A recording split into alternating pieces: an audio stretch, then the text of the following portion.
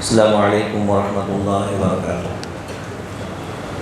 ان الحمد للہ نحمده ونستعینه ونستغفره ونعوذ باللہ من شرور انفسنا وسیئات اعمالنا من يهده الله فلا مضل له ومن يضلل فلا هادي له واشهد ان لا اله الا الله وحده لا شريك له واشهد ان محمدا عبده ورسوله اما بعد فاعوذ باللہ من الشیطان الرجیم بسم اللہ الرحمن الرحیم یا ایہا الذین آمنوا اتقوا اللہ حق تقاتہ ولا تموتن الا وانتم مسلمون یا ایہا الناس اتقوا ربکم الذی خلقکم من نفس واحدہ وخلق منها زوجها وبث منہما رجالا کثیرا ونساء واتقوا اللہ الذی تساءلون به والارحام ان اللہ کان علیکم رقیبا یا ایہا الذین آمنوا اتقوا اللہ وقولوا قولا سدیدا یصلح لکم اعمالکم ویغفر لکم ذنوبکم ومن يطع الله ورسوله فقد فاز فوزا عظيما اما بعد فإن خير الحديث كتاب الله وخير الهدي هدي محمد صلى الله عليه وسلم وشر الأمور محدثاتها وكل محدثة بدعة وكل بدعة ضلالة وكل ضلالة في النار أعوذ بالله السميع العليم من الشيطان الرجيم بسم الله الرحمن الرحيم وإذا سألك عبادي عني فإني قريب أجيب دعوة الداعي إذا دعان فَلْيَسْتَجِيبُوا لِي وَلْيُؤْمِنُوا بِي لَعَلَّهُمْ يَرْشُدُونَ۔ محترم بھائیوں، پیاری ماں اور بہنوں، ہر قسم کی تعریف و توصیف، بڑائی اور بزرگی اللہ رب العالمین کے لیے ہی لائق ہے، سزاوار ہے، جو سارے جہانوں کا اکیلا پالنہار ہے۔ درود و سلام نازل وجی ہو اللہ رب العالمین کے بھیجے ہوئے سارے نبیوں پر، خاص کر ہمارے آخری نبی حضرت محمد مصطفیٰ صلی اللہ علیہ وآلہ وسلم پر، جنہوں نے امانت کے ساتھ اللہ تعالیٰ کے پیغامات کو اپنی امت تک پہنچا دیا۔ محترم بھائیوں، پیاری ماں اور بہنوں، عید الاضحیٰ کا یہ دن سب مسلمانوں کے لیے خوشی کا دن ہے۔ ہم سب لوگ آج سنت ابراہیمی کی یاد کو تازہ کرتے ہوئے قربانی پیش کریں گے۔ قربانی یہ لفظ قربہ سے نکلا ہے، اور قربہ کے معنی ہے نزدیک ہونا، قریب ہونا۔ آج اس عید الاضحیٰ کے موقع پر صرف ایک بات میں آپ کو بتانا چاہتا ہوں، وہ یہ کہ لفظ قربانی میں جو قربہ ہے، اس کا معنی ہے نزدیکی حاصل کرنا۔ اللہ رب العالمین سے ہم نزدیک ہو جائیں، اللہ تعالیٰ کا قرب حاصل کریں، یہ بندے کے لیے، بندی کے لیے سب سے بڑا ایوارڈ ہے، سب سے بڑا اعزاز ہے۔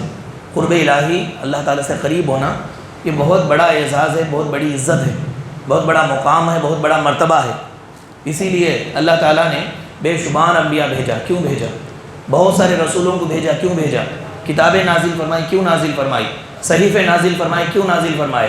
بس اس لیے کہ لوگ اللہ تعالیٰ سے قریب ہو جائیں۔ اللہ تعالیٰ سے قریب کرنے کے لیے انبیاء کو بھیجا، اور لوگوں کو قریب ہونے کے لیے انبیاء اکرام آئے اور دعوت دیتے رہے، چونکہ اللہ تعالیٰ اپنے سارے بندوں اور بندیوں کے بالکل قریب ہے۔ وَإِذَا سَأَلَكَ عِبَادِي عَنِّي فَإِنِّي قَرِيبٌ، میرے بندے اگر میرے بارے میں پوچھیں تو بتائیں ان کو کہ میں بالکل قریب ہوں۔ چونکہ اللہ تعالیٰ ہر بندے اور بندی سے قریب ہے، وہ یہ چاہتا ہے کہ ہم بھی اس سے قریب رہیں، وہ یہ چاہتا ہے کہ ہم بھی اس کے نزدیک رہیں، اس کے قریبی بن کر کے رہیں۔ یہ اللہ تبارک و تعالیٰ کی چاہت ہے۔ میرے بھائیوں، اب سوال ہے کہ ہم اللہ تعالیٰ کے قریبی کب بنیں گے؟ کب ہم اللہ تعالیٰ کے قریبی بن سکتے ہیں؟ تو اس کا جواب یہ ہے کہ ہم اللہ تبارک و تعالیٰ کے قریبی اس وقت بن سکتے ہیں جب کہ ہم سچے دل سے اللہ کو پکاریں، سچے دل سے اللہ کی عبادت کریں، اللہ سے محبت کریں، اور ہر عمل کو اللہ کے لیے اخلاص کے ساتھ مخلص ہو کر کے ہر عمل کرے۔ اللہ تبارک و تعالیٰ سے ہم قریب ہو سکتے ہیں۔ آپ دیکھیں، آج ہم جانور ذبح کریں گے، عید قرباں ہے، قربانی کا دن ہے، تو قربانی کے دن جانور کو ذبح کر کے کاٹنے بانٹنے کا نام قربانی کا دن نہیں ہے، بلکہ یہ دن میرے بھائیوں اس عظیم داستان کو یاد دلاتا ہے، جو داستان ایک لوتے بیٹے کو باپ نے زمین پر لٹا کر کے قربانی کیا۔ اب سوال یہ ہے کہ باپ کو کیا ضرورت تھی بیٹے اسماعیل کو زمین پر لٹا کر کے ذبح کرنے کی؟ تو اس کا جواب بھی یہی ہوگا کہ وہ رب سے قریب ہو جائیں۔ ابراہیم علیہ السلام اللہ تعالیٰ سے قریب ہونے کے لیے، اللہ کے نزدیک ہونے کے لیے، انہوں نے بیٹے کی بھی پرواہ نہیں کی، نہ یہ کہ بیٹے کی پرواہ کی، وطن کو چھوڑا، قوم کے لوگوں سے دشمنی مول لی، ہر آسائش کو قربان کیا، سب کچھ مصیبتوں کو، تکلیفوں کو برداشت کیا۔ اس کے پیچھے اگر آپ غور کریں گے تو یہی چیز ہوگی کہ اللہ تبارک و تعالیٰ سے یہ قریب ہو جائیں۔ اللہ کی قربت آپ اس کو دیکھ لیں، غور کر لیں. دنیا کے اندر سب سے بڑی نعمت اگر کوئی ہے تو ہم اپنے پروردگار سے جڑ کر کے رہیں، اپنے پروردگار کے قریب رہیں، نزدیک رہیں. یہ سب سے بڑی نعمت ہے، سب سے بڑا اعزاز ہے. انبیاء اکرام نے اس کے لیے جانیں تک قربان کر دی، بہت ساری مصیبتیں اٹھائی. خود ابراہیم علیہ السلام کی زندگی کو دیکھ لیں، شروع سے لے کر کے آخر تک تکلیفیں ہی تکلیفیں. لیکن یہ ساری تکلیفیں ان کو کیوں دی گئی؟ اس لیے دی گئی کیونکہ اللہ تبارک و تعالیٰ کی منشا کے مطابق انہوں نے زندگی گزاری. اللہ کا منشا کیا تھا؟ اللہ کا منشا یہ تھا کہ جیسا اللہ کا حکم ہے ویسا عمل کرے. تو جیسا اللہ کا حکم ہے ویسا عمل کریں گے تو کیا ہوگا؟ بندہ اللہ سے قریب ہوگا. ظاہر بات ہے، بہت سارے لوگوں کی بات ایک جگہ ہے، اللہ کی بات ایک طرف ہے. تو اللہ کی بات کو اگر مانیں گے تو اللہ ہم کو اپنے قریب کر لے گا. تو بہت سارے لوگوں کی باتوں کو انہوں نے چھوڑ دیا. حضرت ابراہیم علیہ السلام نے اللہ کے ہو کر کے رہ گئے. آپ دیکھ لیں، چونکہ رب العالمین کو توحید پسند ہے، ایک اللہ تبارک و تعالیٰ، اللہ ایک ہے بول کر کے جاننا پسند ہے اللہ تعالیٰ کو. تو توحید پسند تھی اللہ تعالیٰ کو. تو ابراہیم علیہ السلام نے بھی توحید کے لیے مار کھائے، گھر کو چھوڑا، بہت ساری گالیاں برداشت کی، بہت ساری تکلیفوں کو انہوں نے برداشت کیا، توحید کو نہیں چھوڑا. اب سوال یہ ہے کہ توحید کو ابراہیم علیہ السلام نے کیوں نہیں چھوڑا؟ اس لیے نہیں چھوڑا کہ توحید اللہ کو پسند ہے. اللہ کی پسند اگر ہماری پسند ہو جائے، اللہ تعالیٰ ہم کو اپنے قریب کر لے گا، اپنے نزدیک کر لے گا. اور آپ دیکھیں، اخلاص اللہ کو پسند ہے. تو ابراہیم علیہ السلام مخلص تھے. اللہ تعالیٰ کو کامل جھک جانا پسند ہے، اطاعت و فرما برداری پسند ہے کہ بندہ اللہ تعالیٰ کے ہر حکم کے سامنے سر جھکا دے. یہ اللہ کو بہت پسند ہے. تو حضرت ابراہیم علیہ السلام نے اللہ کے ہر حکم کے سامنے سر جھکایا. اذ قال له ربه اسلم قال اسلمت لرب العالمین. جب اللہ نے کہا ابراہیم سر جھکا دو، فوراً ابراہیم نے کہا کہ الہی تیرے حکم پر میں سر جھکاتا ہوں. اسلمت لرب العالمین، رب العالمین کے لیے میں مسلمان ہوتا ہوں، میں فرما بردار ہوتا ہوں اور میں اطاعت گزار اور مطیع ہوتا ہوں. میرے بھائیو، شکر گزاری اللہ کو پسند ہے. ابراہیم علیہ السلام نے اللہ تعالیٰ کی پسند کو اختیار کر لیا.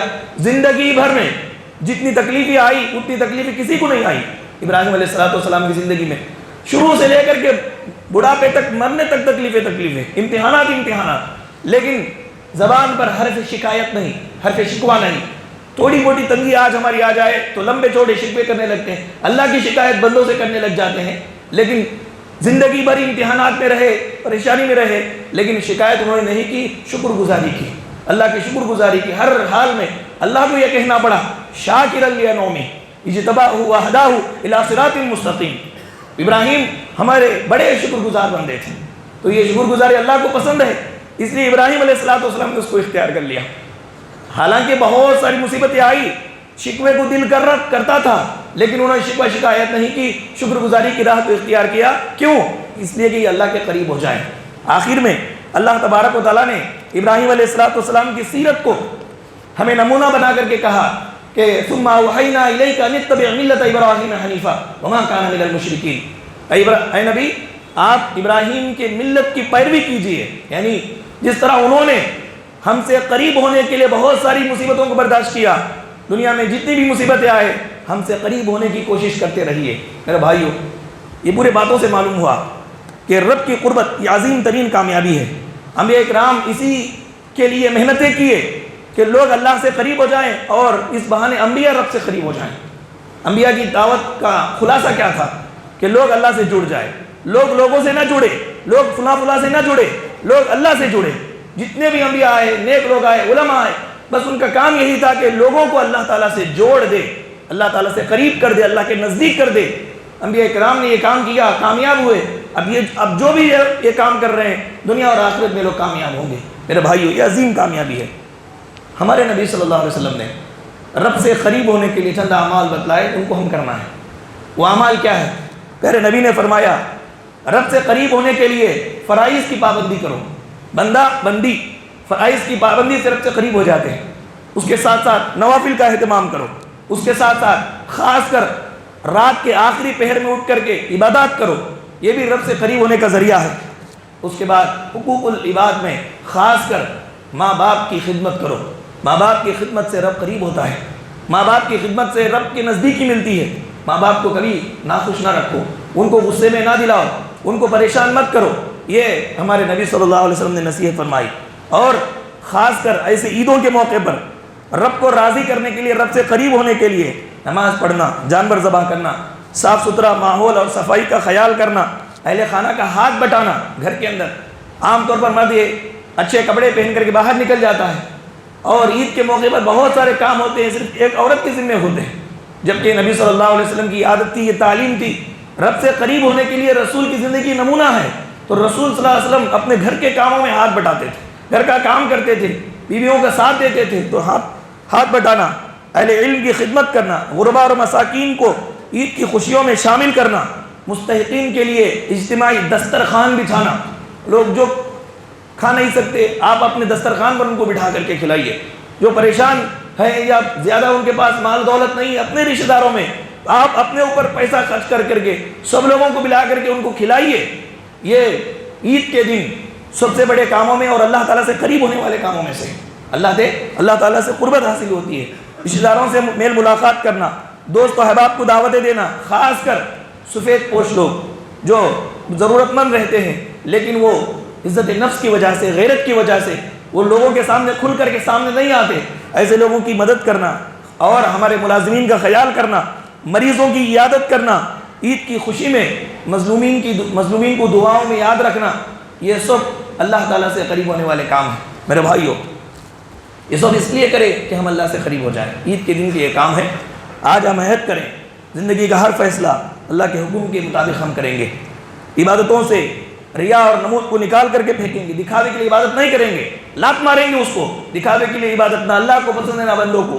اسی طرح دلوں میں تقویٰ کی روشنی پیدا کریں گے، محبوب چیز کو اللہ کے راستے میں قربان کرنے کا حوصلہ پیدا کریں گے، پوری زندگی میں سنت ابراہیمی کو نافذ کریں گے۔ آج صرف قربانی ہی نہیں، ساری زندگی ابراہیمی جیسی ہونی چاہیے، یہ اللہ تبارک و تعالیٰ کی پسند ہے، اللہ تعالیٰ کو مطلوب ہے۔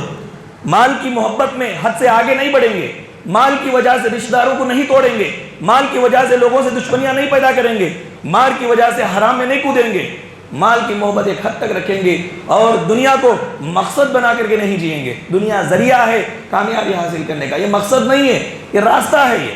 اس کو مقصد بنانا یہ سب سے بڑی بھول اور سب سے بڑی غلط فہمی ہے۔ غریبوں بیواؤں کا خیال کریں گے، ان کو کبھی نہ بھولیں گے، زبان اور دل سے اللہ تبارک و تعالیٰ کے شکر گزار بن کر کے رہیں گے، اور آخر میں دلوں سے تکبر کا بت توڑ کر بندگی اور عاجزی کا چراغ ہمارے دلوں میں روشن کریں گے۔ اس بات کا ہم عہد کریں، دنیا اور آخرت میں یہ وہ چیزیں ہیں جو ہم کو کامیابی عطا فرمائیں گی۔ میرے بھائیوں، اس عید الاضحیٰ کے موقع پر ہمارے ان پیاروں کو بھی ہم خیال کریں جو ایک وقت تھا ہمارے لیے بڑے عزیز تھے، بہت محترم تھے، ان کے بغیر ہماری زندگی نہیں تھی، لیکن وہ آج دنیا میں نہیں رہے، تو ان کے لیے ہم دعائیں کریں، اللہ تعالیٰ ان کی بال بال مغفرت فرمائے۔ جو لوگ مخلصین تھے، دنیا کے اندر کسی بھی طرح سے اللہ کے دین کی خدمت کے لیے محنت کرتے رہے، اللہ تعالیٰ ان کی محنتوں کو قبول فرمائے۔ آخر میں اللہ تعالیٰ سے دعا ہے کہ اللہ تعالیٰ ہمیں دنیا کے اندر آخرت کی فکر رکھ کر کے زندگی گزارنے کی توفیق عطا فرمائے، ہمیں عبادات کرنے کی توفیق بخشے، پریشان حال لوگوں پر اللہ تعالیٰ رحم فرمائے، اللہ تعالیٰ ہماری چھوٹی موٹی عبادتوں کو قبول فرمائے، جہنم سے ہم سب کو بچائے اور جنت کا پروانہ ہمیں عطا فرمائے، اور جنت میں اعلیٰ مقام اللہ ہمیں نصیب فرمائے۔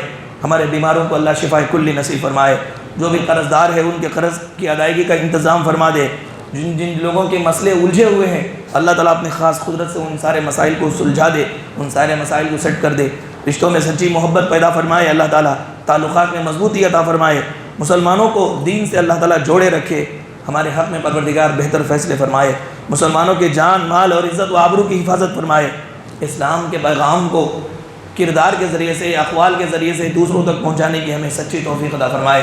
اللہ ہمیں خیر کو پھیلانے والا بنائے، شر اور فتنے سے ہم کو بچانے والا اور اس سے بچ کر کے رہنے کی اللہ ہمیں توفیق عطا فرمائے۔ ہمارے پیاروں کی بے حد و حساب اللہ مغفرت فرمائے، اللہ ان کی قبروں کی تنہائیوں کو نور سے بدل دے، ان کی روحوں کو چین اور سکون عطا فرمائے۔